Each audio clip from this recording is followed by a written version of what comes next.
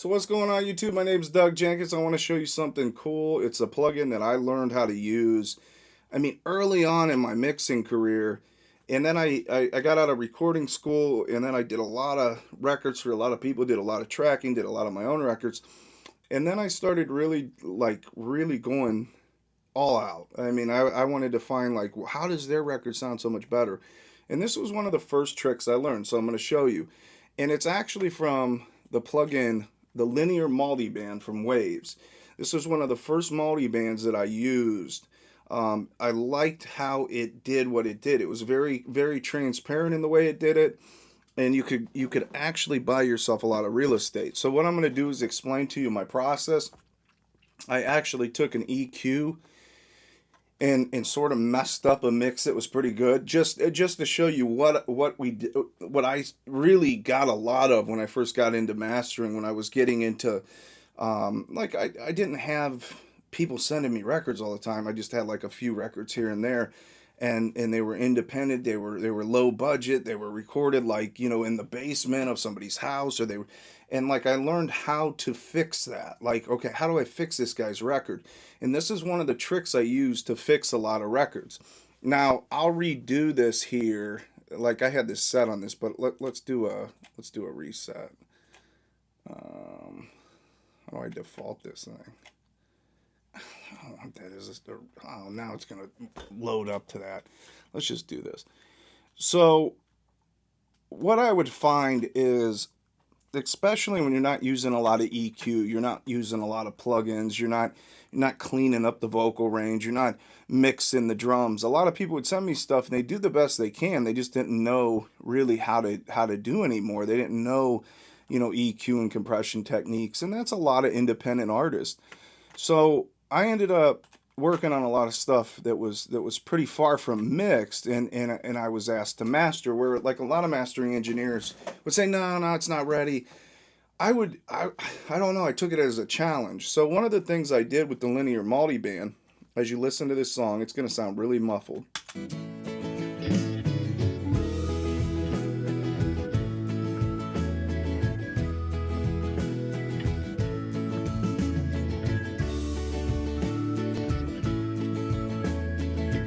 So as I listen, the drum kit and the bass is clouding everything, and this happens a lot. Like, it happens a lot in hip hop, it happens a lot in pop, it happens a lot in rock.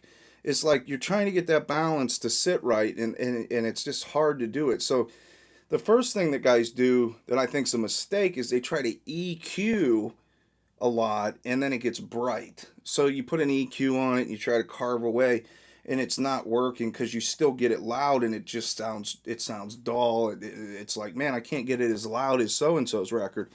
So one of the things that I really learned, and we'll make this a quick video, but I would solo up the band that I thought was making it the problem, and I found this out. So you can put this in your repertoire, and I'd find out that like around the 180, 200 range to around the 545 range, there's a lot of mud in here between 200 and I would say 400, but you don't want to make it too tight because then it sounds goofy.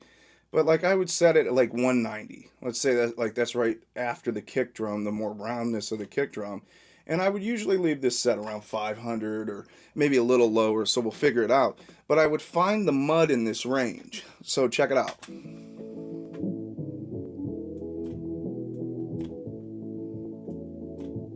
So there's some mud down here. You can hear some up here too.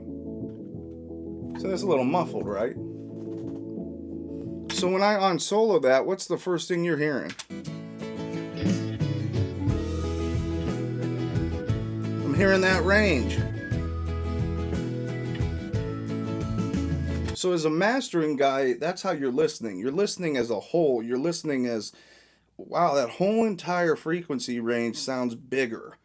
It sounds louder. It sounds more dynamic. And that makes sense. So I started thinking that way. Like the lows are more dynamic. The low mids are more dynamic. Like, how do I get that to sit with everything else? So this is what we would do. On this plugin, there's a thing called range, which would be more, I would say, like a ratio. So I'd start working with the range, and then this little knob here is your threshold. So I would think, okay, so I want it to sound tight. A lot of times in this range, unless there's like a really abrupt kick or something that's got a lot of punch, I would want to sort of flatten this out and let this range be more of the punch. So it actually emphasizes the punch around it, and then it pulls down those low mid frequencies like this, and it tightens them. So nobody likes that sound. So I would usually do like a longer release, shorter attack, and just grab it. So this is what it's going to do. So you'll hear it as I do it. Okay, let me do it a little bit less so you can hear it.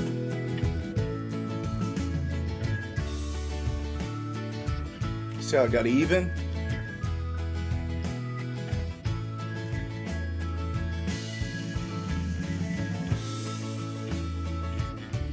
So it's even now. It's not fighting. The other thing I would do is, as I did that, did it get too loud? So when I'm listening, am I taking away too much? Now it's going to get bright.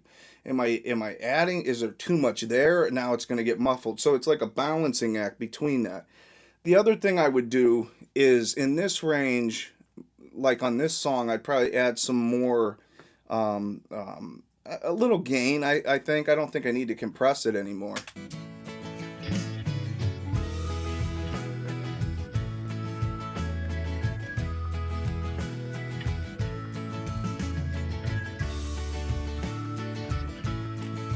All right, so now another cool thing about this plugin that I started to dig was a lot of things that I was sent were sounding over compressed, like they sounded like they're pinched a little bit too much. So in that case, you just saw me on this band just sort of do it unconsciously. But if I change the range to a plus, now as I hit the threshold, it's gonna do like sort of an expansion. It's gonna give it more life. So watch this. This is pretty cool.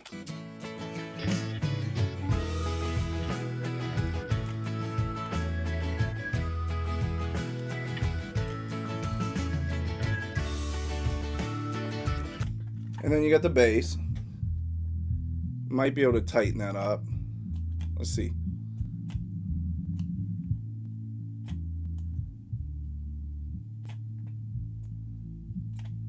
I mean, you're hearing some distortion down there, and I don't want to get into all that in this video. We could be, carving away at it, or addressing it on a stem.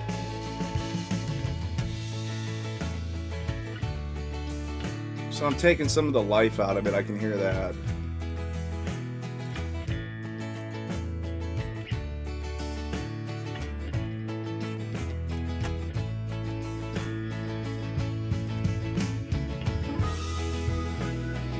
Okay, so it's got enough beef, it's got enough that, so I'm sort of thinking as I turn it up. So this created a lot of headroom. It took a lot of those frequencies that were taking up the headroom.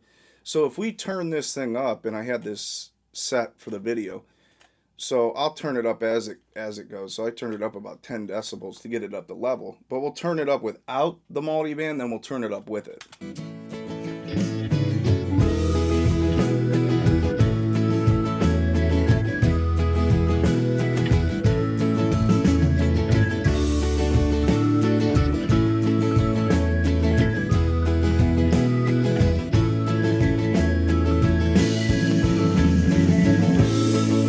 Alright, so you're hearing a lot of mud, you're hearing a lot of stuff. Let's turn it up with the multiband. Smooth.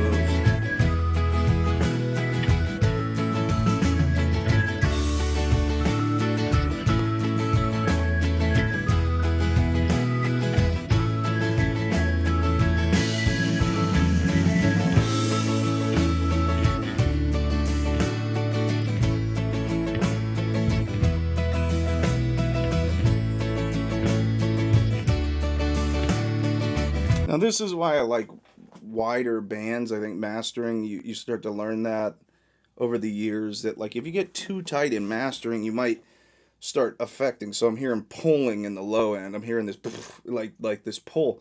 And I would usually do this in my speakers, but in these headphones, I'm hearing like a pull. So let's see if we widen it out just a touch.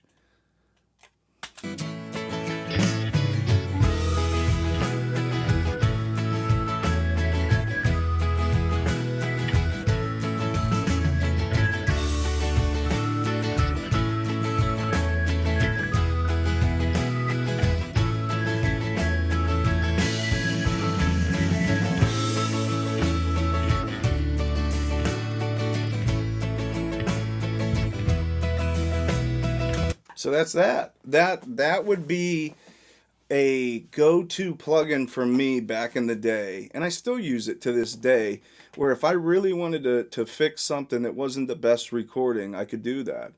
Now, yeah, like in our when people send us stems, we can do that on each individual stem, and then you get that much more space.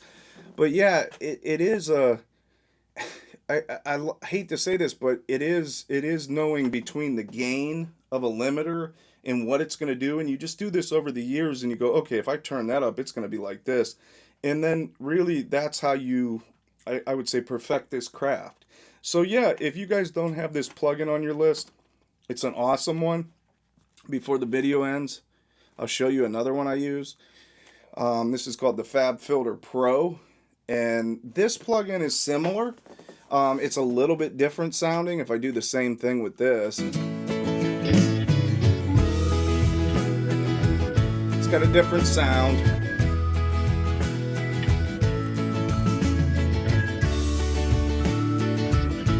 But yeah, that range right there, I think the greatest mixes, they sort of have a slope all the way down, but that's hard to do.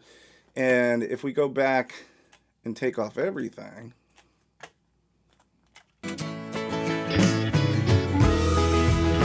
that was the original mix. So get it right in the mix. That's what I'm saying.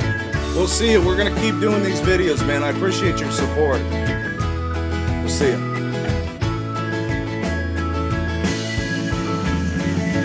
Oh, and shout out to Mike Kostensky. He owns Mike's Place in Kent, Ohio. This is his song that Freddie DeMarco produced for him. It's an island-y song in his restaurant in Kent, Ohio. It's a very island-y restaurant. See you guys.